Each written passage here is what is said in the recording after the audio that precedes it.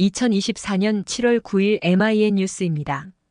서울 강북은 전통적으로 진보 세력이 강한 지역으로 박용진 의원은 제20대와 제21대에서 재선을 했다. 21대 국회에서 이른바 유치원 3법의 제정을 주도하며 일약 스타덤에 올랐다. 더불어민주당 당권 경쟁에 도전하며 정치적 영향력 확대를 시도했지만 좌절됐다. 22대 국회의원 선거 후보자를 선출하며 정봉주 전 의원과 경쟁에서 패배하며 3선의 꿈을 접었다. 정 의원마저 막말 파문으로 낙마한 자리는 한민수에게 돌아갔다.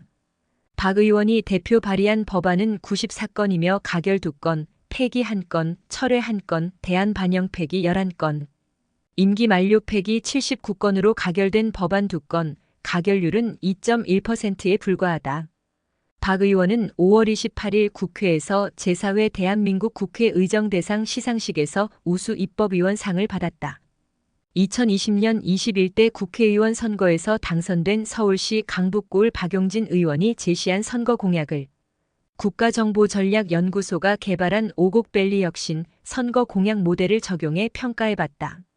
정치사회문화 공약 100% vs 경제과학기술 공약 0.0%, 한국 매니페스토 실천본부의 자료에 따르면 21대에 당선된 박 의원은 23개 공약을 제시했으나 선거 공보물에 나와 있는 공약은 17개로 6개가 적다.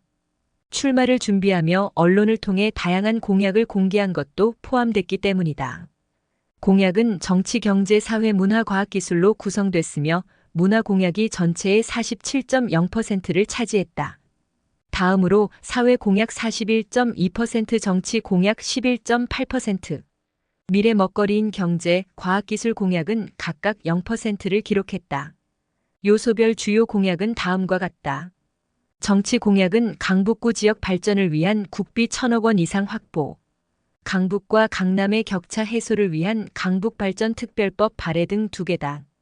사회 공약은 전선지중화 사업 미아동부터 우선 추진, 미양초 옆 부지의 대규모 공영주차장 건립 추진, 강남까지 30분, 동북선도시철도 조기 개통 추진, 3단지의 신혼부부, 청년, 어르신을 위한 세대 복합주거단지, 조성 주민편의 증진 위해 노후한 번삼동 주민센터 신축 추진, 화개초 밑에 대규모 공영주차장 조성, 육아 부담을 덜어줄 육아종합지원센터 유치 등 7개다. 문화 공약은 유아숲 체험장과 축구장이 있는 가족 종합체육공원 조성, 노후된 미아역을 현대식 문화 테마 역사로 리모델링, 보훈회관터의 청소년 거점 시립 도서관 추진, 수영장과 풋살장을 포함한 구립체육센터 건립, 공연장과 전시장이 있는 아동 청소년 예술센터 신설, 50년이 넘은 화개초를 개축해 교육 환경 개선, 북서울 꿈의 숲까지 연결되는 가칭 가족숲길 조성, 도봉세무서를 수영장을 포함한 복합체육청사로 건립 추진 등 8개다. 경제 공약과 과학기술 공약은 1개도 없다.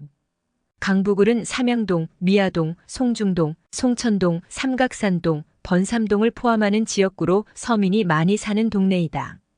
경제적으로 낙후되어 있을 뿐 아니라 재개발 관련 이슈도 적지 않다. 하지만 박용진은 이에 대한 고려를 전혀 하지 않았다. 복지와 지역 개발로 포장된 건설 공약이 다수로 낙제점. 박용진 의원의 공약을 국정연이 개발한 갑옷, 즉 달성 가능성, 적절성, 측정 가능성, 운영성, 합리성 지표를 적용해 평가한 결과 5개 분야 중 4개가 하, 운영성 분야에서만 중으로 평가되었다. 간략한 내역과 개선 방안을 정리하면 다음과 같다. 달성 가능성은 하로 평가되었는데 세부적으로 살펴보면 강북과 강남의 격차 해소를 위한 강북발전특별법 발의는 2023년 9월 1일 발의했다. 2022년 말 기준 국회 17개 상임위에 계류된 법안은 13,198건으로 2021년 8,957건 대비 약 1.5배로 늘었다. 정쟁을 하느라 입법 활동을 거의 하지 않았고 또 발의 자체가 일을 했다는 면피용으로 남발되고 있다는 증거다. 유아숲 체험장과 축구장이 있는 가족종합체육공원 조성은 2008년 산림청의 유아숲 도입, 2011년 전국 최초 서울시 유아숲 체험장을 조성해 2023년까지 400개소로 확대할 계획이라 산림청의 정책에 따라 저절로 추진되고 있다. 강북구에는 4곳, 수유영어마을, 북한산 근린공원, 오폐사는 이미 설치되었다. 강남까지 30분, 동북선 도시철도 조기 개통 추진은 2024년에서 2026년으로 개통이 지연되고 있다. 그런데 조기 개통을 박용진 의원이 공약으로 발표만 해놓고 조기 개통을 위해 어떤 활동을 했는지가 전혀 알려지지 않았다. 공약의 적절성이라는 측면에서 보면 미양초 옆 대규모 공영주차장 건립 추진은 부지가 재개발, 재건축, 지역 내에 위치해 보조금 지원 대상에서 제외돼 시비 지원도 불가능한 상태다. 국회의원의 공약이 최소한의 법적 타당성 검토 없이 마구 남발되고 있다는 것을 이런 공약에서 알 수 있다. 화개초 및 대규모 공영주차장 조성은 화개초를 재개발해 지하에 공영주차장을 조성하려는 계획으로 박용진 의원도 노력을 했고 2020년 1월 지자체인 강북구와 복합화시설 협의 완료를 조건부로 개축심의가 완료됐다. 2022년 11월 재선정을 위한 기본계획 용역을 발주하였으나 소음, 분진, 미세먼지 등을 해결할 방안을 제시하지 못했으며 사업 진척도 없다. 측정 가능성은 공약의 성과를 측정할 수 있는지를 평가하며 공약의 내용과 실현 의지를 실질적으로 유권자들에게 구체적인 지표를 통해 검증받겠다는 의지를 반영하는 것으로 매우 중요한 지표다. 노후된 미아역을 현대식 문화 테마 역사로 리모델링 하겠다는 것은 현대식 문화 테마라는 용어 자체가 모호하여 과대 포장된 감이 있어 낙제점을 받았다. 지하철 4호선을 관리하는 서울교통공사가 지하철 역사의 환경 개선을 한 사업으로 이미 예정된 사업이고 역사의 디자인을 조금 바꾸는 정도의 사업이다. 지하철 역사에 문화시설을 설치하는 것처럼 포장해 발표한 것으로 추정된다. 지역 공약에 대한 철저한 준비가 부족했다는 것이 여실히 드러나는 대목이다. 주민편의 증진 위해 노후한 번삼동 주민센터 신축 추진은 구체적인 주민편의 증진이 무엇인지 제시하지 않았다. 정책 전문가가 아닌 일반인들도 건물 신축과 주민편의 연관성이 낮다는 것을 안다. 온라인으로 민원 서류를 떼는 사람들이 많아. 주민편이라는 것도 딱히 적합한 사업 효과성을 설명하는 용어라고 볼 수 없다. 운영성은 행정조직과 공무원이 공약을 실천할 역량과 조직체계를 구축, 운영했는지 평가하는 지표인데 운영성은 다른 공약과 달리 중으로 평가됐다.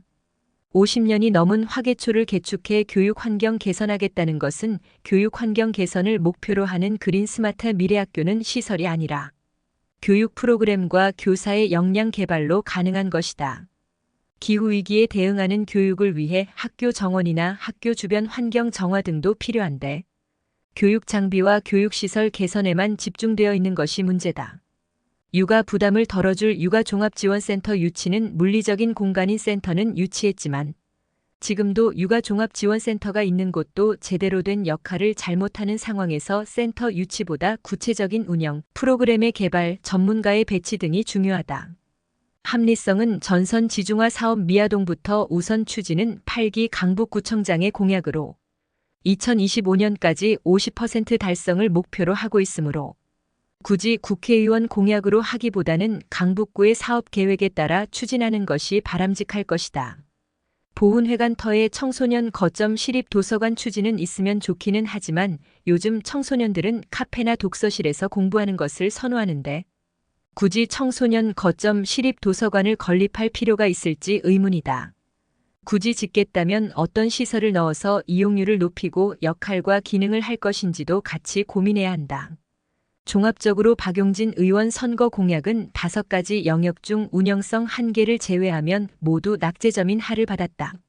지역에서 주민의 성원에 힘입어 재선까지 성공했지만 3선을 하지 못한 이유가 무엇인지 분석할 필요가 있다. 지역의 고민을 같이 나누지 못하는 대표자는 환영을 받지 못한다. 오곡밸리 혁신 선거 공약은 국가정보전략연구소가 중앙정부와 지방자치단체의 선거 공약을 평가하기 위해 국내외 전문가들과 협력해 개발한 모델이다. 오지는 오곡밸리는 계곡을 의미한다. 문명은 오곡백과가 풍성한 계곡에서 탄생해 발전했기 때문에 국가지자체가 번성하기를 기원하는 마음을 담았다. 오늘도 즐겁고 행복한 하루 보내시기 바라며 구독과 좋아요 부탁드립니다.